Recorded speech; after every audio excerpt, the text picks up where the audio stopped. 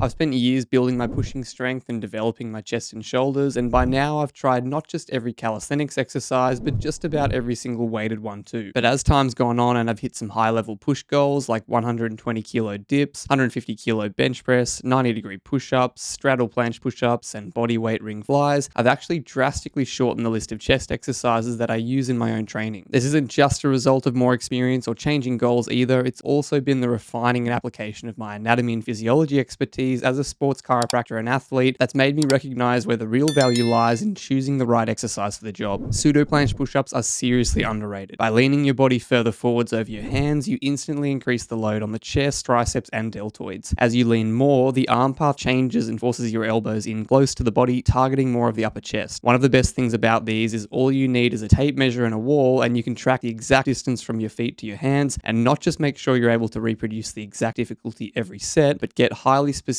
progressive overload by decreasing the distance incrementally as you get stronger. When you stay strict with your form, you'll also develop that vital hollow body control and protraction strength that translates to planche push-ups and 90-degree push-ups. Ring push-ups might just be the most beneficial all-round push exercise, not just in calisthenics, but in strength training in general. Like a basic push-up, the arm path puts you in the perfect position to line up the biggest fibers of the pecs, but more like a dumbbell chest press, the rings allow you to sink deep into the stretch where the pecs grow most and hit those ranges that other calisthenics movements don't, and then bring your hands together and converge at the top for a full range press. However, a big advantage that these have over dumbbells is the fact that your shoulder blades aren't stuck down to a bench, which means your ability to fully retract and protract is so much better. The combination of full freedom of shoulder movement, grip position, and range of motion makes the broad transferability to other push exercises unmatched in my opinion. And when you factor in the ability to progress so specifically by changing the ring height, foot position, and adding weight, you get incredibly effective long-term chest growth. Dips have more going on than you might think. Even though the triceps and front deltoids are the main muscles creating the movement, the tension on the chest required to stabilize the shoulder, particularly under some stretch, makes them so valuable for building chest strength and size. Adding weight makes these a viable option as your primary push exercise in a program for as long as you might choose, but even with just your body weight, you can progress by elevating your hips, sinking deep into the stretch, and fighting for a full lockout and protraction at the top. I almost always have at least 2 of these in my program somewhere, because even when they're not my main strength goal, the benefits of these movements are so transferable that it's almost always worth at least a couple of sets in a week. At the moment, I've got planches and handstand push-up variations as my main push focuses, but I still make room for 2 sets of weighted ring push-ups and 2 sets of pause dips on 2 separate days. And if you want to know how to get the most out of your pull training, check out this video.